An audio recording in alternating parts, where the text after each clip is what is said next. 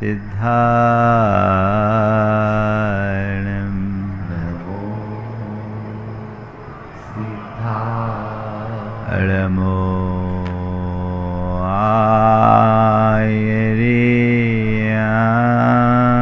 आयर्याणं नमो आयर्याणं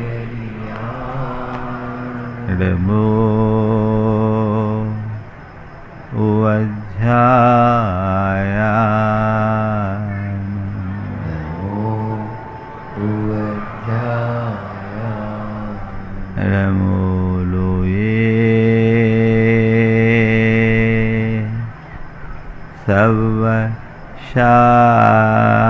सर्वशाहुनं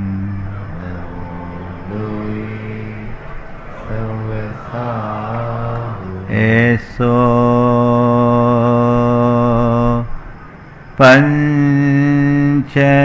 पंचणमोयारो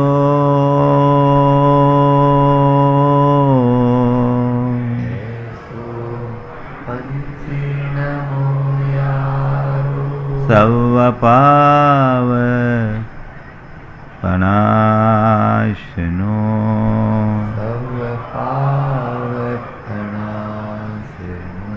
मंगलालं च सवेसिं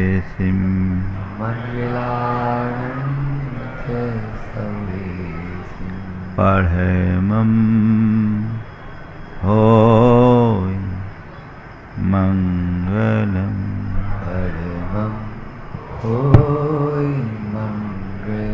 जय बोलो देवादिदेव 1008 श्री भगवान महावीर स्वामी की जय जय जय। अहिंसा परमो धर्म की जय जय जय। परम पूज आचार्य गुरुवर श्री विद्यासागर जी महाराज की परम पूज आचार्य श्री समय सागर जी महाराज के गुणायतन प्रेता मुनि श्री प्रमाण सागर जी महाराज के मुनिवर श्री संदान सागर जी महाराज के समस्त मुनि संघ के नमोस्तु गुरुवर।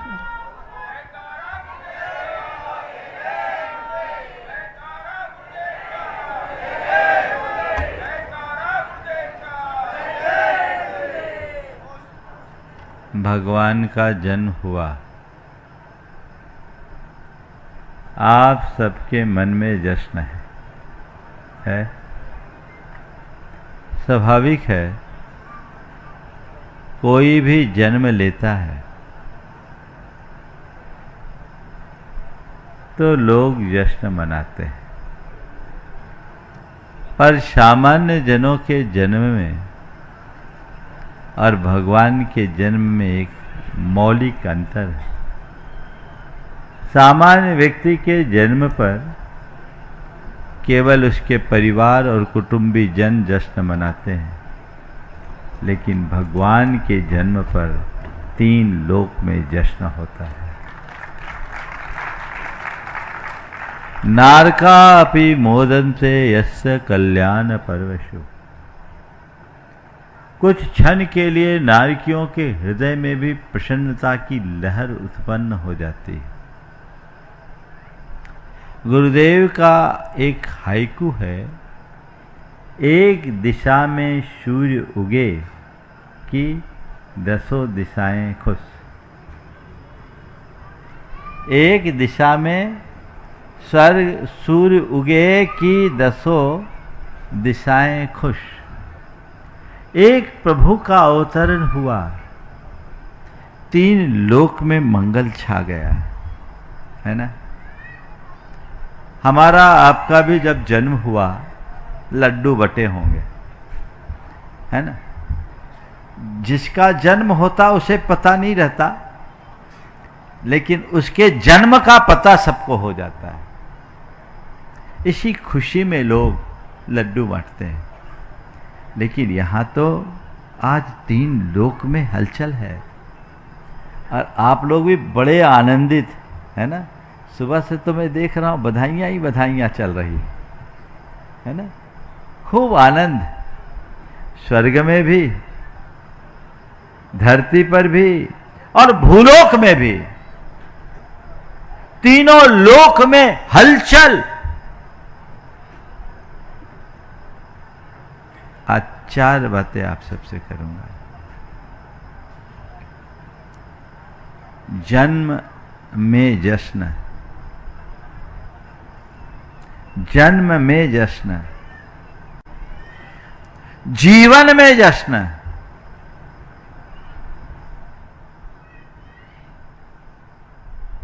मरने पर जश्न।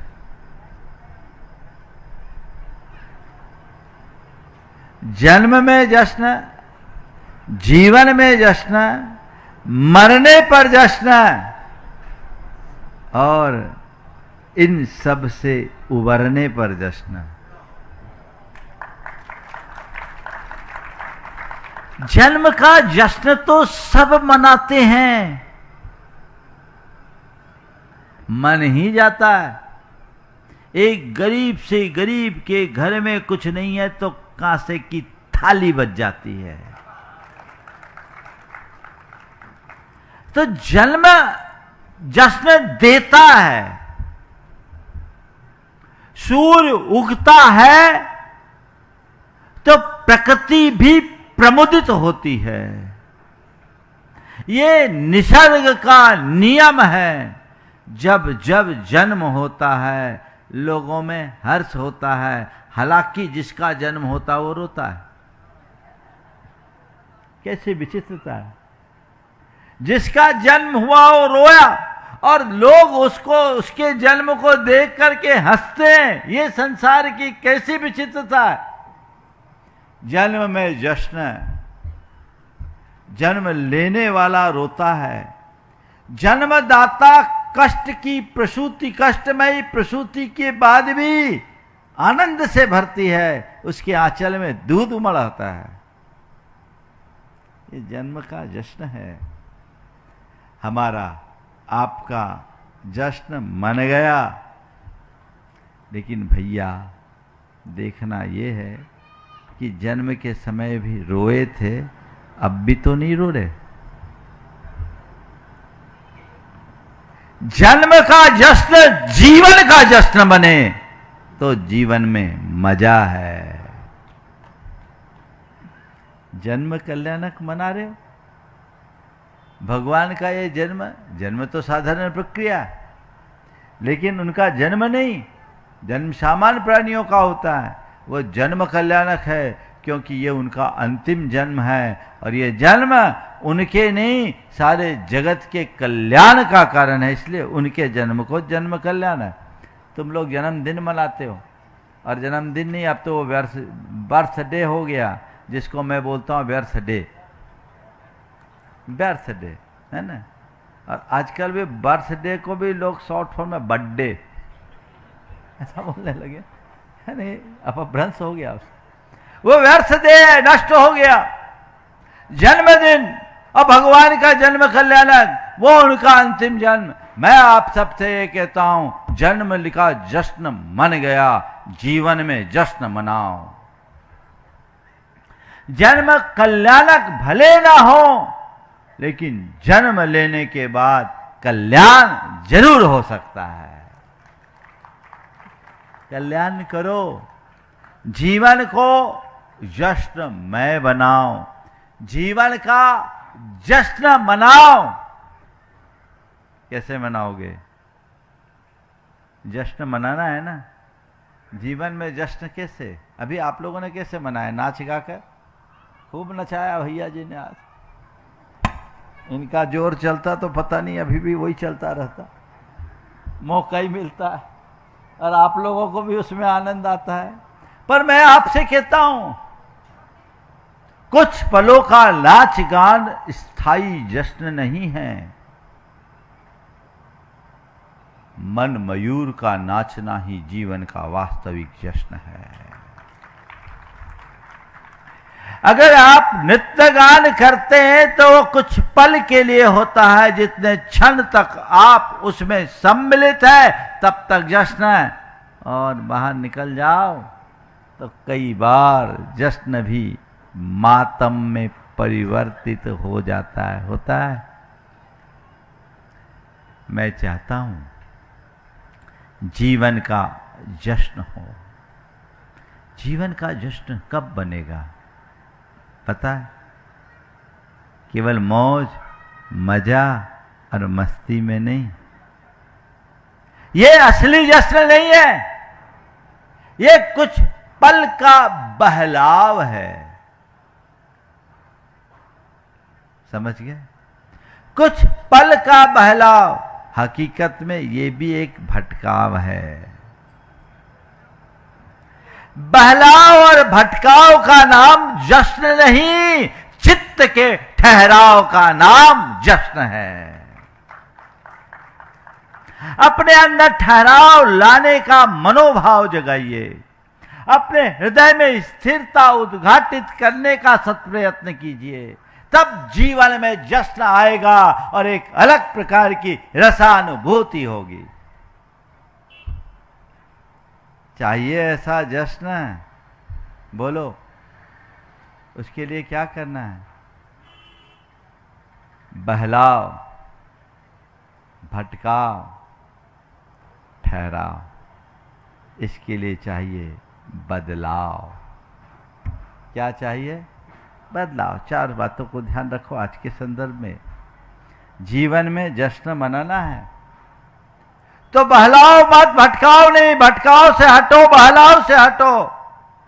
सोच में बदलाव लाओ ताकि जीवन में ठहराव आए। ये बदलाव अगर सोच में आ गई, जीवन में ठहराव आएगा। वो ठहराव तुम्हारे जीवन में हर पल जश्न भरा रहेगा। सुख में, दुख में, हानि में, लाभ में, मान में, अपमान में, संयोग में, वियोग में ठहराव, इसी का नाम जश्न है। बोलो, जब सुख होता है आनंद मग्न होते हो, और दुख आता है तो क्या करते हो? हाँ? सुख में नाचते हो और दुख में रोते हो। सुख में जश्न, दुख में मातम। यह एक प्रकार का भटकाव है। ये तुम्हारे जीवन को स्थिरता नहीं देगा। जीवन का मजा लेना है तो सुख दुख में संभाव लाओ। ठहराव होना चाहिए। एक आत्मज्ञानी तत्व चेता व्यक्ति इस बात को भली भांति जानता है कि सुख हो या दुख, ये सब कर्मजन संयोगों का प्रतिफल है। कर्मजन्य संयोगों का प्रतिफल है। जब संयोग अनुकूल होते हैं, सुख की अनुभूति होती है, सुख के अनुकूल चीजें मिलती है, और संयोग बदल जाए तो दुख आ जाता है। आत्मा इन सब से परे है। मेरी चेतना सुख दुख से ऊपर है। जिसे इस वास्तविकता का बोध होता है वह सुख में कभी प्रमुदित नहीं होता और दुख में कभी खिन्न नहीं होता। इन्हें पुण्य और पाप का प्रतिफल मानकर पुण्य पाप फल माई हरख बिलखो मत भाई, यह पुद्गल पर जाए उपज विन से सिर नाही की उक्ति को चरितार्थ करता है। ये सब कर्मजन्य संयोग है। सुख दुख में स्थिरता ला सकते हो आप। अगर जीवन में जश्न रखना है तो ऐसा करना होगा। मेरे संपर्क में एक सज्जन है, उनके जीवन में एक के बाद एक 3 त्रासदियां हुई। पहला चना का गल्ले का व्यापार था, 2 गाड़ी माल का पैसा खा गया, 20 लाख की चपत लगी। दूसरे क्रम में बेटे की दुर्घटना हुई, स्कूटर से दुर्घटना हुई, फ्रैक्चर हुआ। और तीसरे क्रम में पत्नी की किडनी खराब हो गई। एक के बाद एक 3 दुर्घटनाएं। और ये तीनों काम 6 महीने के अंतराल में हुआ। सामान्य आदमी ऐसी स्थिति में विचलित हो जाता, लेकिन वो बड़ा तत्वज्ञ था, ज्ञानी था, समझदार था, धर्म को जानता नहीं, धर्म को जीता था। मेरे पास आया, जानकारी तो मुझे पहले से थी। मैंने पूछा क्या हाल है? बोले महाराज आप लोगों से ही सीखा है। आप गुरुदेव का उदाहरण देके हमेशा कहते थे औदैहिक भाव को जानो। महाराज मैं औदैहिक भाव को जान रहा हूं, देख रहा हूं। एक साधारण गृहस्थ ऐसी विषम परिस्थिति में भी ऐसी स्थिरता रख सकता है क्योंकि उसके हृदय में जीवन की वास्तविकता का बोध है। वह तत्व ज्ञान से संपन्न है। वह धर्म को जान नहीं रहा, जी रहा। जो धर्म को जीता है उसके ही जीवन में जश्न होता है। जगाइए, अपने अंदर वैसा भाव जगाइए। सुख दुख में समता है तो सब ऊपर की चीजें। आपत्ति विपत्ति चाहे जो हो, समता। राजा भोज के दरबार में एक विचित्र सा व्यक्ति पहुंचा। दरबारियों ने कहा एक फटेहाल सा आदमी बाहर खड़ा है, आपसे मिलना चाहता है और अपने आप को आपका भाई बोलता है, क्या करूं? राजा भोज को बड़ा आश्चर्य और कौतुक हुआ कि ऐसा कौन व्यक्ति है जो मेरा भाई है और इस तरह की फटेहाल स्थिति में। बोला उसे आने दो। आया और जैसे ही अंदर आया उसकी ओर देखते हुए कहा मुझे पहचाना? राजा भोज अचरज में पड़ गया। पहचाना? बोले मुझे मालूम था तुम नहीं पहचानोगे, पर मैं तुम्हें अच्छे से पहचानता हूं। मुझे मालूम है कि तुम नहीं पहचानोगे, पर मैं तुम्हें अच्छे से पहचानता हूं। लेकिन बोले मैं तुम्हारा भाई। तुम मेरे भाई कैसे हो गए? बोले मालूम है तुम नहीं मानते। मैं बताता हूं, मुझे मालूम है तुम ऐसा ही कहोगे, पर मैं तुम्हें अपना नाता बताता हूं। बोले क्या? बोले आपदा मम्माता सी संपदा तथैव तव। आपदा मम्माता सी संपदा तथैव तव आपत संपत्त्यो भगिन्यो तस्मात् वयम तस्माद अवाम सहोदरो। कि सुनो राजा, तेरी मेरी मां का नाम आपदा है, तेरी मां का नाम संपदा। राजा सुन, मेरी मां का नाम आपदा है, तेरी मां का नाम संपदा। और आपदा और संपदा दोनों सगी बहनें हैं, इसलिए हम दोनों मौसेरे भाई हुए कि नहीं हुए? राजा भोज की आंखें खुल गई, समझ गए? बस यही तो ठहराव का आधार है। सुख और दुख में ठहराव, हानि लाभ में ठहराव। तुम्हारे हाथ में चीजें नहीं है। थोड़ी सी हानि हो जाती है तो एकदम हालत पस्त हो जाए, थोड़ा लाभ हो जाए तो आसमान में उड़ने लगो। ये कतई उचित नहीं है। जीवन की वास्तविकता को समझो। हानि हो तो और लाभ हो तो इसे एक संयोग मानो। लाभ में बहुत हर्षित मत होना और हानि में ज्यादा विचलित मत होना।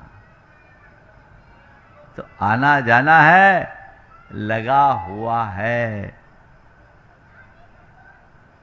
मैंने एक दिन अपने प्रवचन में इस तरह की बात की।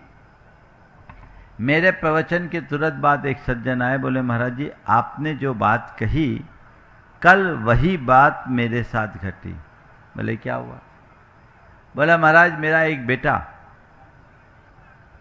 लखनऊ में था, एक प्रॉपर्टी की डील बहुत दिनों से अटकी हुई थी, उसका मैसेज आया। बोला पापा वो डील पूरी हो गई है और अपने को उसमें 20 लाख का एक्स्ट्रा प्रॉफिट हुआ है, जो हमने एक्सपेक्ट किया था उससे ज़्यादा। और बोले महाराज जी एक खबर आई, उसके 10 मिनट बाद उनका चीनी का शक्कर का व्यापार था। बोला मुनीम वसूली करके आ रहा था, ये बिहार की बात बोल रहा हूँ, वसूली करके आ रहा था, बहुत पुरानी बात है 2005 की। वसूली करके आ रहा था, रास्ते में उसकी छिनतई हो गई, 10 लाख रुपया छिन गए। दोनों समाचार मेरे पास आए, मैं ये सोच में पड़ गया कि 10 लाख के जाने का दुख मनाओ कि 20 लाख कमाने का जश्न। बोलो क्या करो? बोले आप जो बोलते हो सब घटित हो गया। ये चीजें घटती रहती है, दोनों में समभाव रखना चाहिए। लेकिन क्या बताएं, लोग नुकसान में ठहराव लाए तो बड़ी अलग बात है, पर्याप्त लाभ होने को भी जो नुकसान माने उसको कौन समझाए। एक दंपति मेरे पास आए, पति थोड़ा उदास सा था। मैंने पूछा क्यों, क्या बात है आज इतने उदास से क्यों? उसने कहा महाराज क्या बताऊं, लाख रुपए का नुकसान हो गया, लाख रुपए का नुकसान हो गया। पत्नी ने बीच में ही टोकते हुए कहा, प्रकृति का हर्ष है, आप लोग बार बार चातुर्मास बोल रहे हैं। प्रकृति ने चातुर्मास जैसा रंग तो अभी से ही दिखाना शुरू कर दिया। तो वो बोल रहा था, सुन तो पा रहे हैं ना आप लोग? वो बोल रहा था कि महाराज जी 1 लाख का नुकसान हो गया। धर्मपत्नी ने कहा महाराज इनकी छोड़े, इनकी तो आदत ही ऐसी है, ये तो ऐसा ही बोलते रहते हैं, ये नहीं कहेंगे कि 2 लाख का फायदा हो गया। मैंने कहा क्या मामला है, ये लाख का नुकसान बोल रहा है, तुम 2 लाख का फायदा बोल रहे। बोले महाराज जी कल ही, ये बहुत पुरानी बात है, कल ही 1500 रुपये खरीद का चना 1900 के भाव बेचा इनने, सो 2 लाख के फायदे हुए। 1500 रुपये क्विंटल के खरीद का चना 1900 के भाव बेचा, सो 2 लाख के फायदा हुआ, 2 लाख का फायदा हुआ। आज दाम बढ़कर 2100 हो गया, सो ये रो रहे कि 1 लाख का नुकसान हो गया। अब ऐसा आदमी जिंदगी भर रोता ही रहेगा। ठहराव लाइए तत्व ज्ञान के बल पर, सोच में बदलाव होना चाहिए। जिसके सोच में अध्यात्म प्रतिष्ठित होता है उसकी चिंतन की धारा परिवर्तित हो जाती है, और जिसकी चिंतन धारा बदलती है वो हर पल आनंद से भरा रहता है। अपने आप को आनंद से भरिए।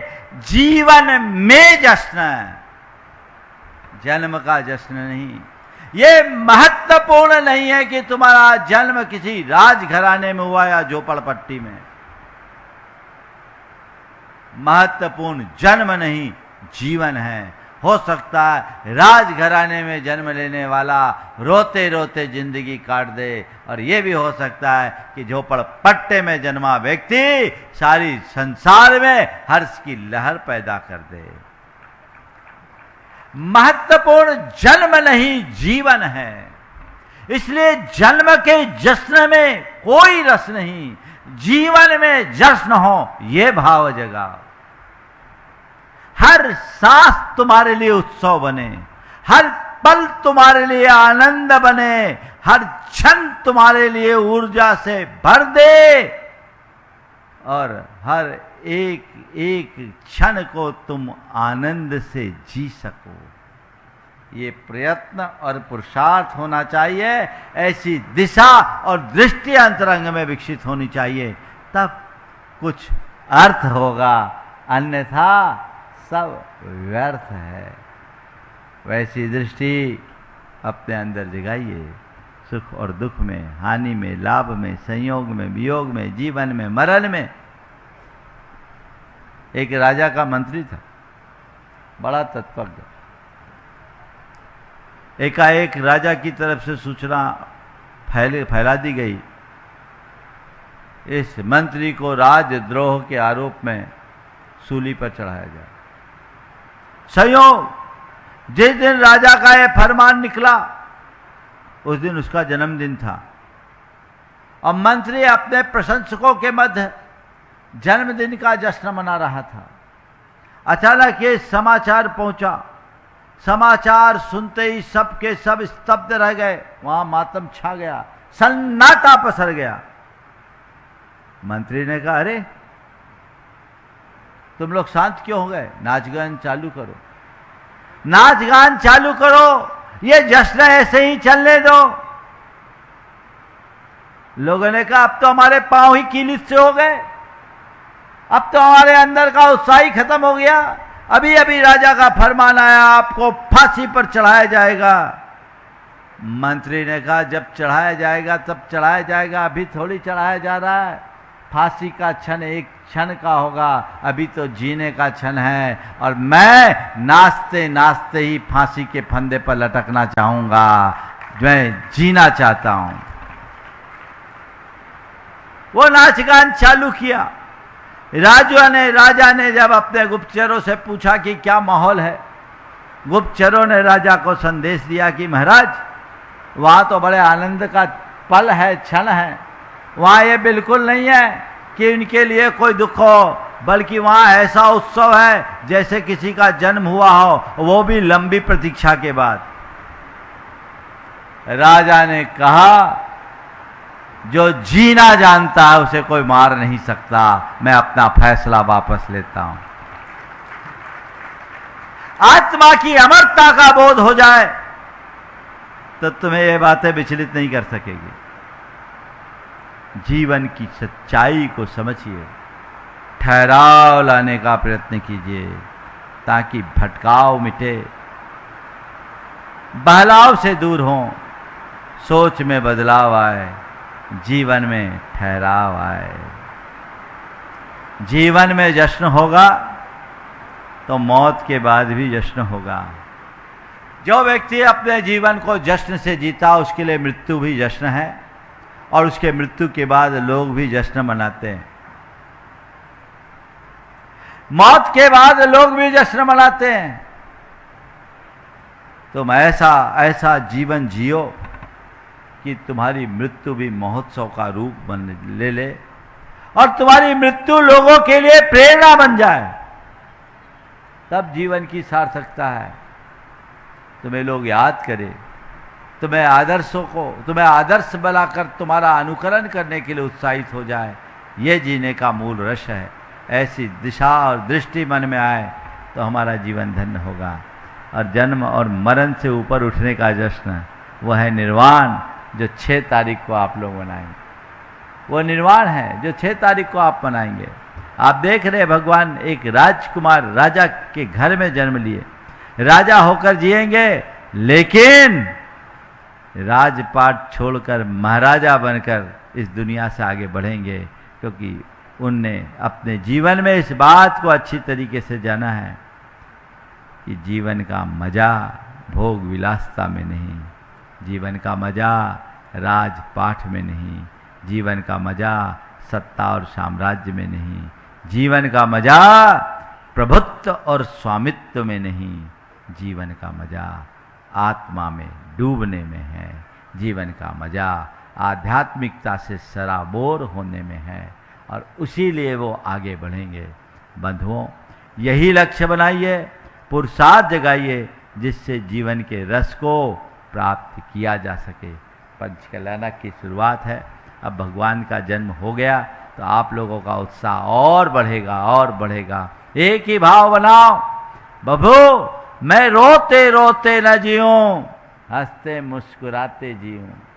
मैं खुद हंसूं और लोगों को हंसा सकूं, खुशी से जीऊं और खुशियां बांट सकूं, अपने दुखों को सह सकूं और लोगों में खुशियां बांटने की शक्ति और सामर्थ्य पा सकूं।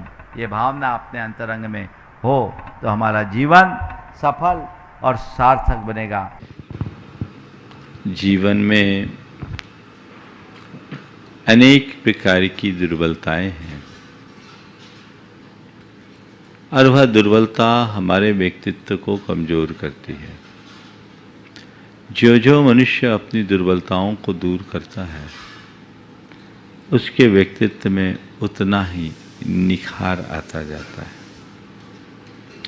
अपने व्यक्तित्व को निखारने के लिए हमें अपने दोषों, दुर्बलताओं और दुर्गुणों को हमेशा ध्यान में रखने की जरूरत है।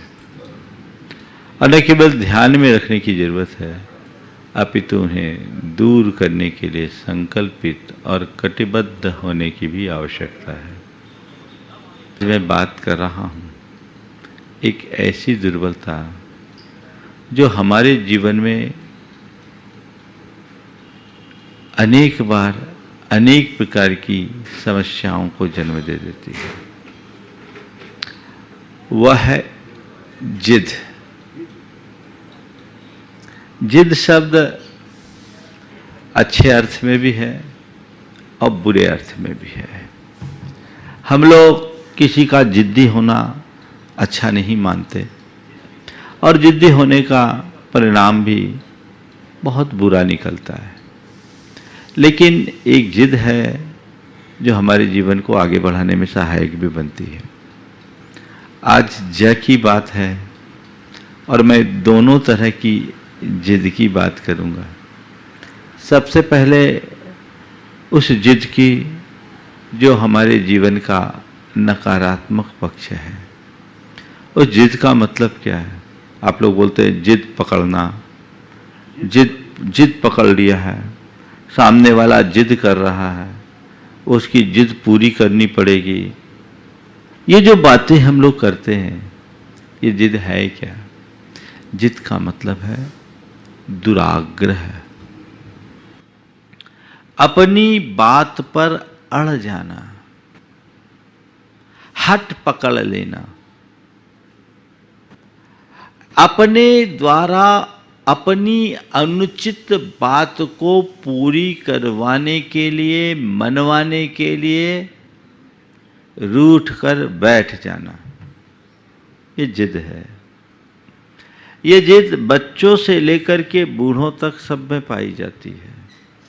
जिद की क्वालिटी अलग अलग हो सकती है।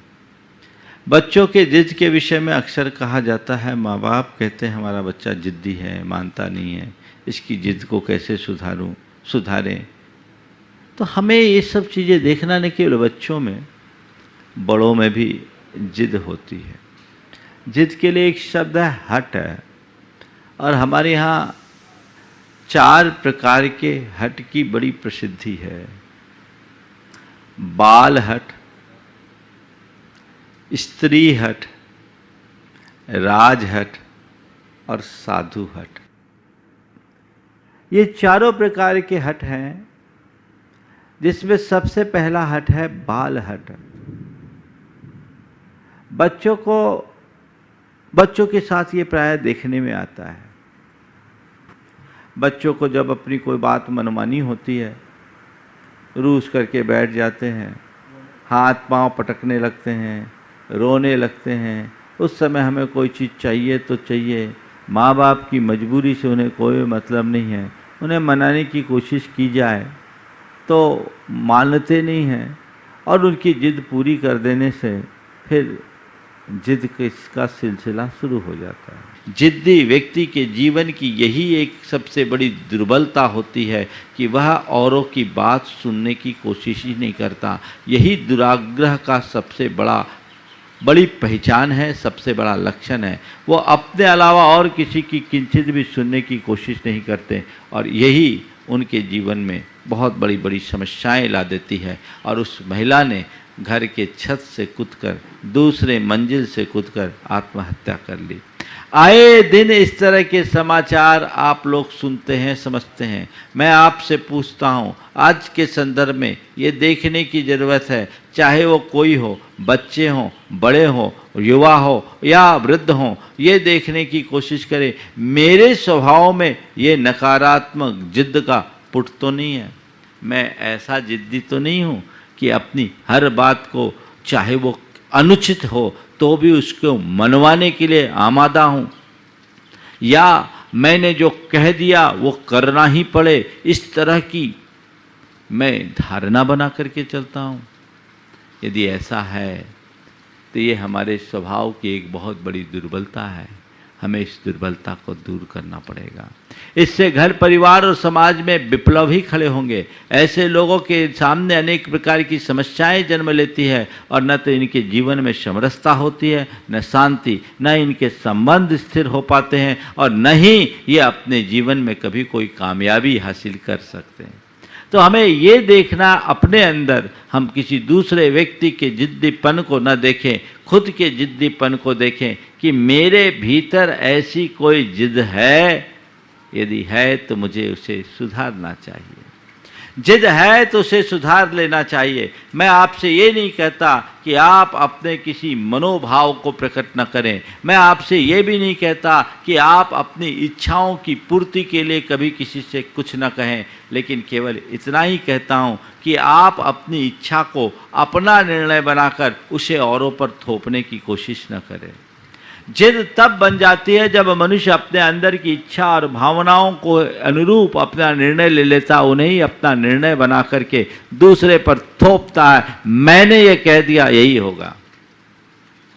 इस आग्रहपूर्ण वृत्ति से कलह जन्मता है। कई लोगों के बीच आपस में झगड़ा केवल इसी बात को लेकर होता है कि लोग एक दूसरे के साथ जिद पर अड़ जाते हैं, तुल जाते हैं। एक युवक का कि मैंने सगाई हो गई, बाद में उसकी सगाई टूट गई।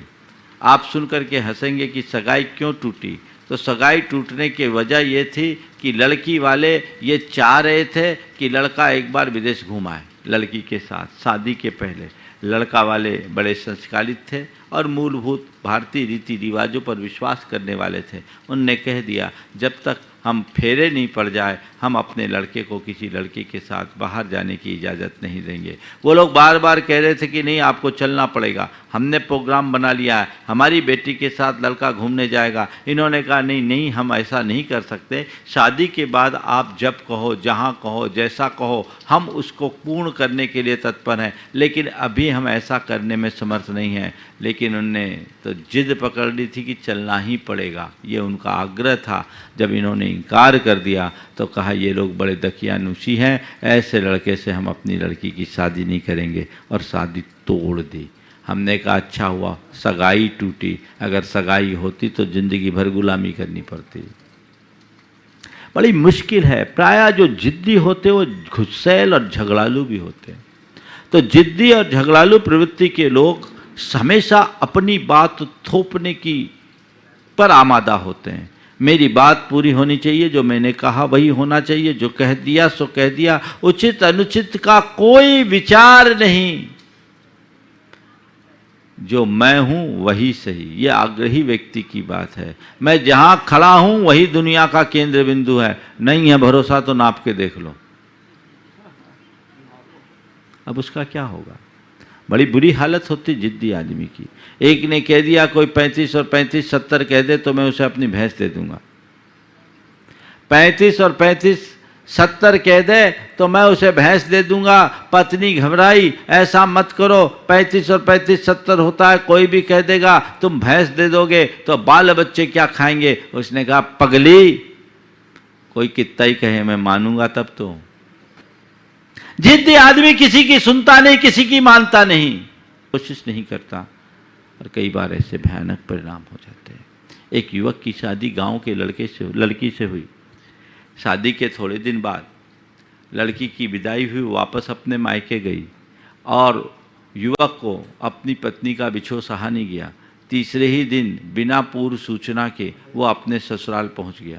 ससुराल में अचानक अपने जमाई को आया देख उसकी सास घबराई और बुलाई और कहा अचानक आपका ऐसा आना कैसे हुआ? बोले बस मैं यहाँ आया हूँ, अपनी पत्नी के बिना रह नहीं सकता। मैं आज आया हूँ, कल अपनी पत्नी को लेकर के जाऊँगा, कल तुम्हें अपनी बेटी को विदा करना है।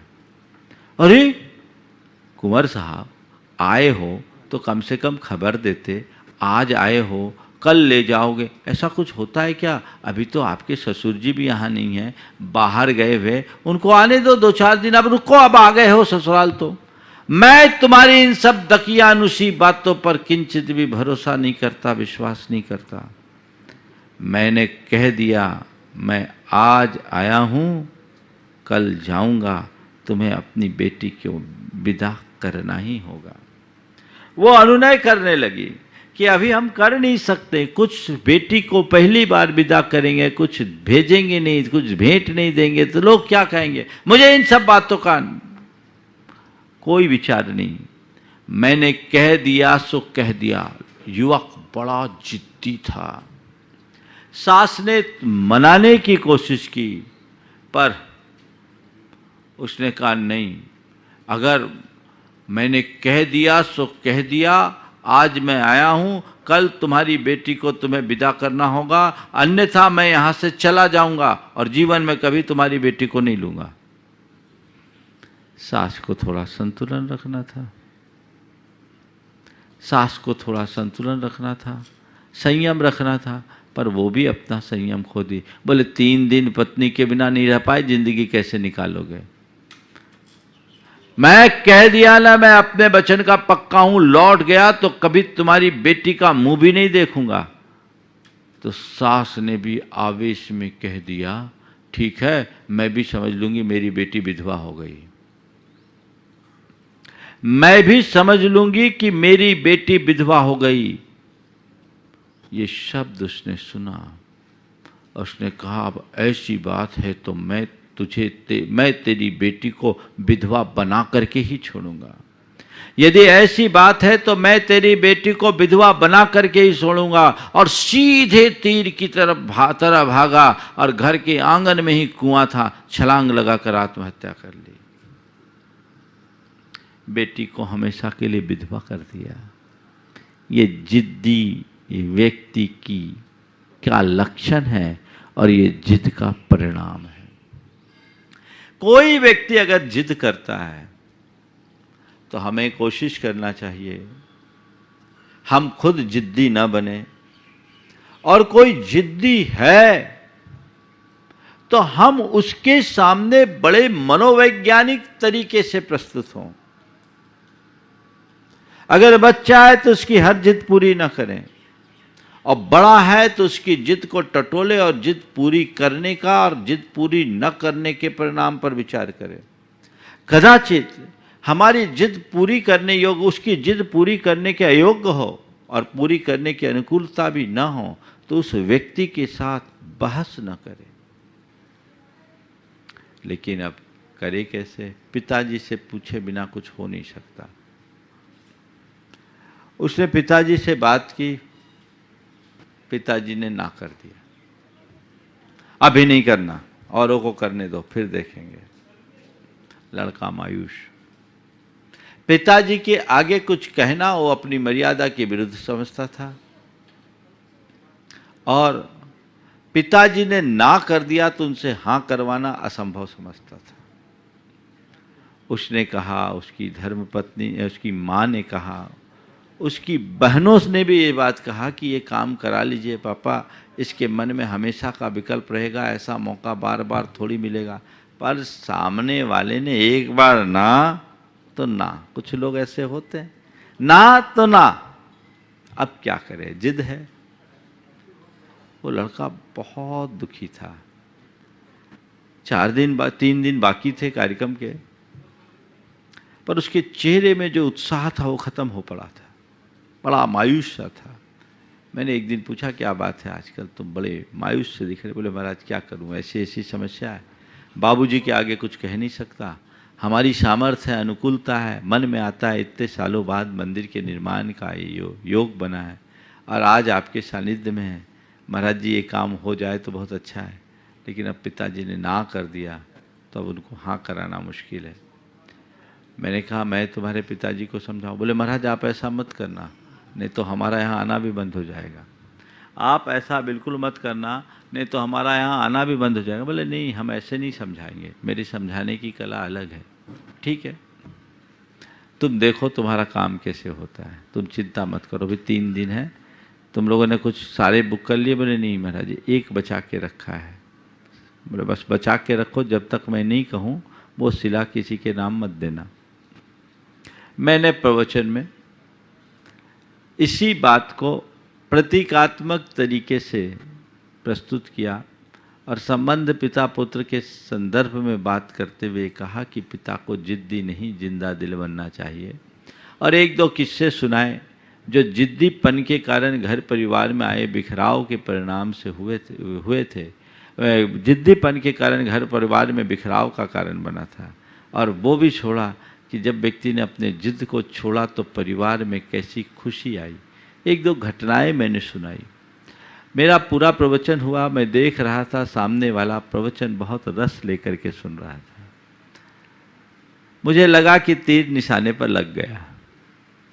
प्रवचन पूर्ण हुआ, वो व्यक्ति सीधे मेरे पास आया, बोला महाराज जी वो शिलान्यास की क्या योजना है? हम बोले भाई योजना तो है सब। बोले वो सब शिलाएं पूरी हो गई क्या? बोले पूछते हैं कमेटी वाले से। कमेटी वाले साथ क्यों जी बची है? बोले हाँ महाराज जी एक शिला बची है। उन्होंने कहा महाराज जी वो एक शिला में हमारे परिवार का नाम हो जाए तो बहुत अच्छा, हमारी खुशी होगी। सब चाहते ही थे। हमने कहा बहुत अच्छी बात। हमने आशीर्वाद दिया, उनके बच्चों को बुलाया। उस समय जो परिवार में खुशी की लहर उत्पन्न हुई वो अद्भुत थी। उसने कहा महाराज करोड़ों की कमाई से हमें वो खुशी नहीं मिली जो आज पिताजी के एक निर्णय से प्राप्त हो गई। इन्होंने हमें बहुत कुछ दिया, लेकिन आज जो दिया वो अद्भुत है। बेटा वहीं अपने पिता के पांव छू लिया कि पापा आज आपने बहुत बड़ा काम कर लिया, हम सब की भावना रख ली। पिता ने उसी समय मुझसे कहा महाराज आज आपने मुझे झकझोर दिया। मुझे लगा कि अब बच्चे इतने लायक हो गए, काबिल हो गए, अच्छे कार्य में हमें अपने निर्णय थोपने की जगह उनकी भावनाओं का भी कद्र करना चाहिए। भावनाएं क्या होती है और भावनाओं की कद्र क्या होती है समझनी चाहिए। ये तो मेरा सौभाग्य है कि मेरे द्वारा इस तरह की बातें थोपे जाने के बाद भी बच्चे आज तक मेरी बातें काटते नहीं हैं। लेकिन आपने ठीक कहा, जो व्यक्ति जिद्दी होता है उसका जीवन रद्दी होता है। मुझे लग रहा है कि मैंने अपने जिद्दीपन के कारण अपने बच्चों की भावनाओं को कहाँ कहाँ कुचला है। महाराज अब मैं ऐसा नहीं करूँगा। उसकी दृष्टि बदल गई। मैं आपसे केवल यही कहना चाहता हूँ, आपके जीवन में भी कई बार ऐसा होता होगा तो उससे अपने आप को बाहर निकालने की कोशिश कीजिए। जिद्दी मत बनिए, जो भी कार्य करना है उसको समझ लीजिए।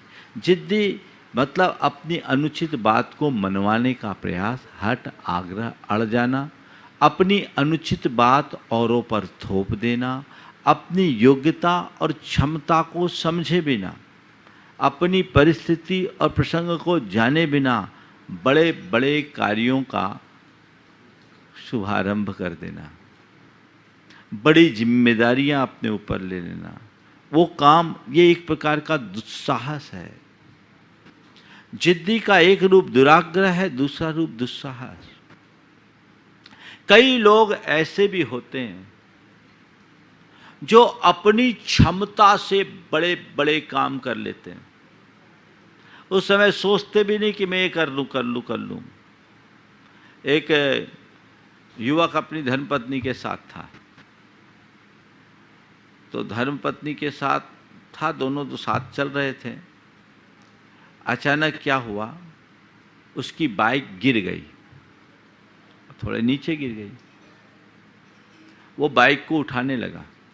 धर्मपत्नी ने कहा आप अकेले मत उठाओ, अकेले मत उठाओ। नहीं मैं उठा लूंगा, मुझे तुम कमजोर समझती हो क्या? वो रोक रही, रुको ना, किसी को बुला लेते फिर उठाएंगे तो ठीक होगा, अभी कुछ हो गया तो कुछ हो गया, तुम मुझे क्या कमजोर समझती है?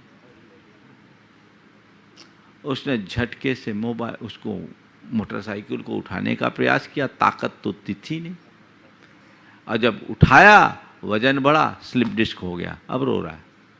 आप मेरी बात मान लेते तो ये दशा क्या होती?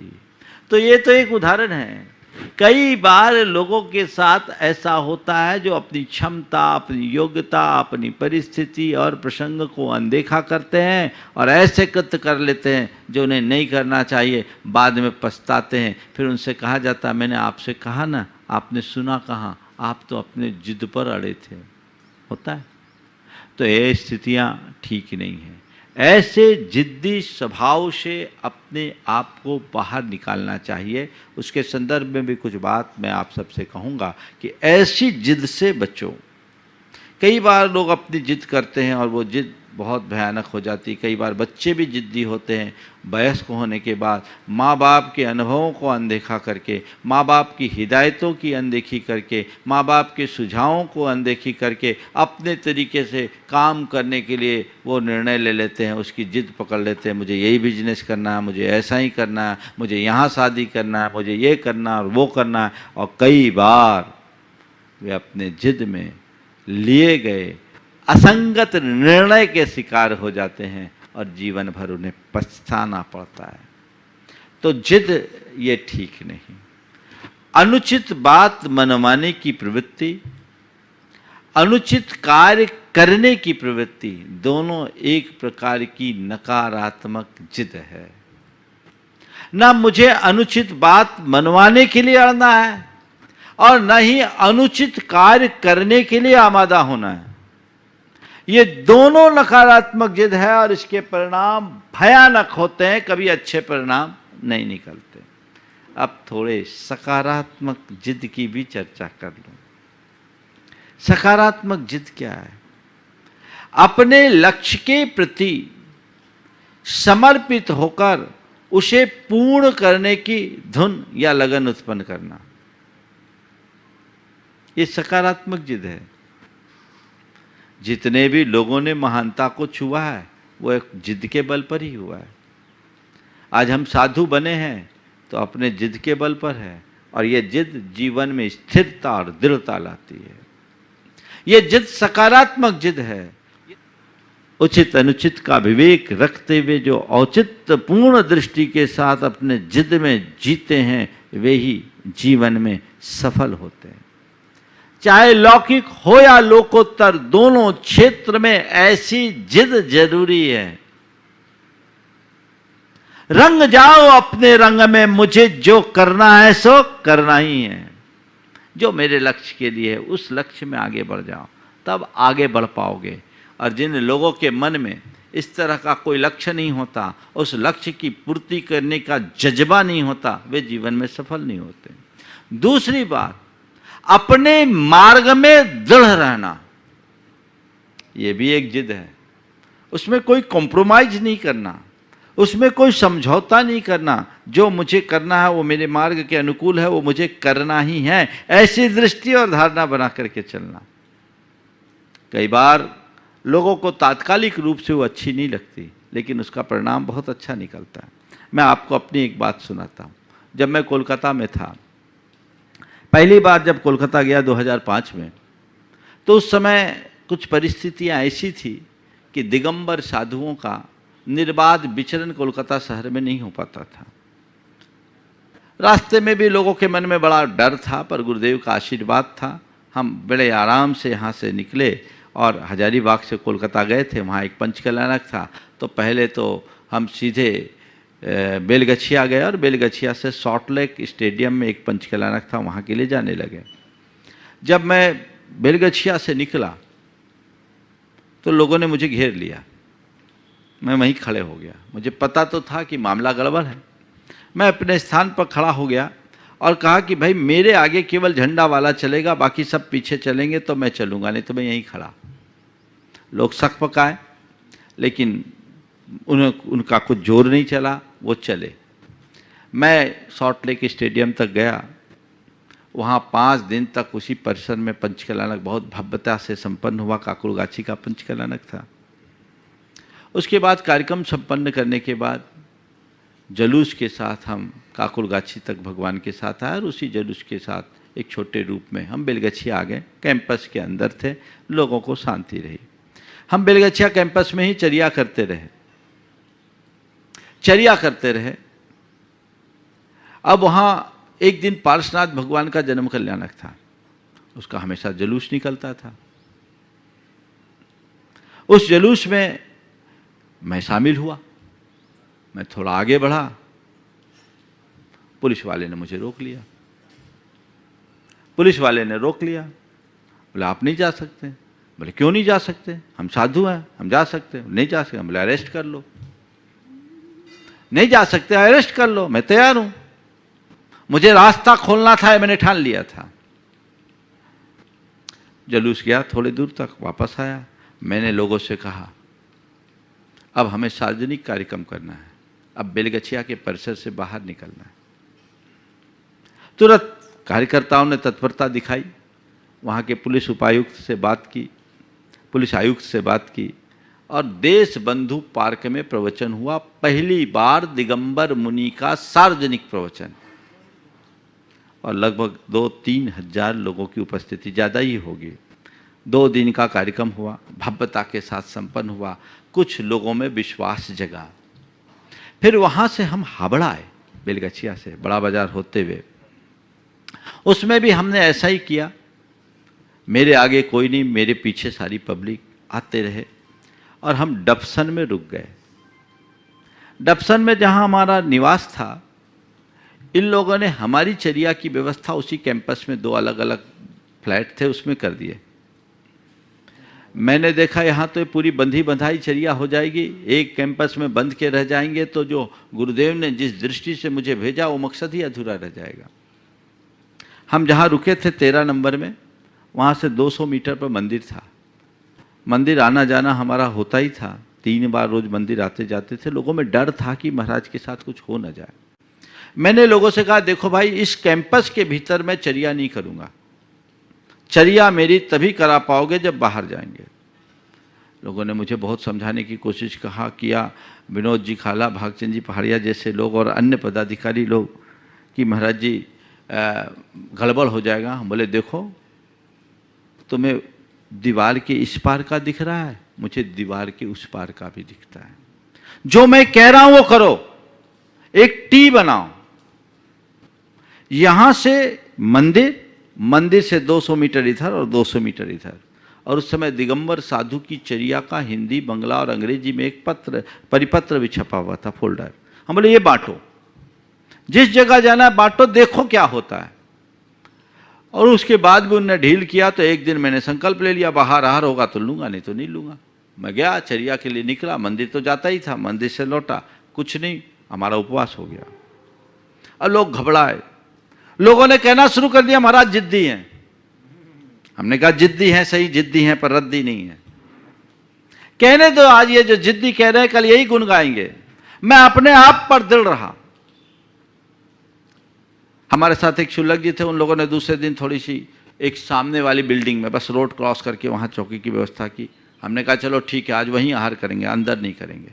लेकिन जैसा मैंने कहा कि जिस भी बिल्डिंग में चौके लगे, पर्चे बांटो, उसके बाद तुम देखो क्या परिणाम निकलता है। आपको क्या बताऊं उसका क्या परिणाम निकला। जब जब मैं आहार करने के लिए रोज ही फिर बाहर जाता था, जिस बिल्डिंग में आहार हुआ, इतने लोग आहार देखने के लिए उमड़े कि उनको सीसीटीवी कैमरा लगा करके लोगों को आहार दिखाना पड़ा। कई कई जगह तो ऐसा हुआ कि लौट के आने से पहले मुझे अपना उद्बोधन देना पड़ा।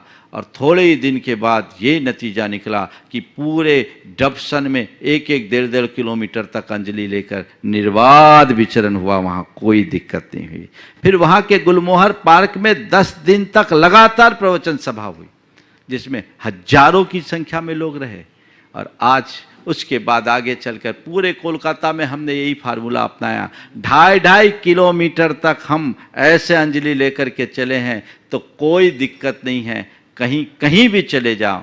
और आज उसका परिणाम है कि पूरे कोलकाता शहर में कोई भी दिगंबर मुनि अकेले भी जा सकता, आ सकता है। ये जिद का सकारात्मक रूप है। यदि मैंने समझौता कर लिया होता, उन लोगों की बात मान ली होती, सोच लिया होता ये लोग मुझे जिद्दी कह रहे, अच्छी बात नहीं है, चलो ठीक नहीं है, जिद्दीपन अच्छा नहीं होता, तो शायद आज भी वहाँ की दशा वही बनी रहती जो कभी बनी कि मुनियों को भी आड़ में जाना पड़ा। रास्ता पकड़ करके चलना अच्छा होता है। तो जिद्दी को सकारात्मक दिशा में लेकर के चलोगे तो आगे बढ़ोगे। हम ऐसे ही चलना चाहिए। साधु का हट केवल यही होता है, वो अपने मार्ग में दृढ़ रहता, उसमें समझौता कभी नहीं करता, क्योंकि वो सत्य मार्ग पर चलता है और सत्य मार्ग से ही जीवन की सिद्धि होती है। इसलिए जिद्दी को छोड़ें, जिंदा दिली अपनाएं और सिद्धि का रास्ता प्रशस्त करें। इस भाव के साथ समय आप सबका हो गया। यहीं पर विराम। बोलिए परम पूज्य आचार्य गुरुवर श्री विद्यासागर।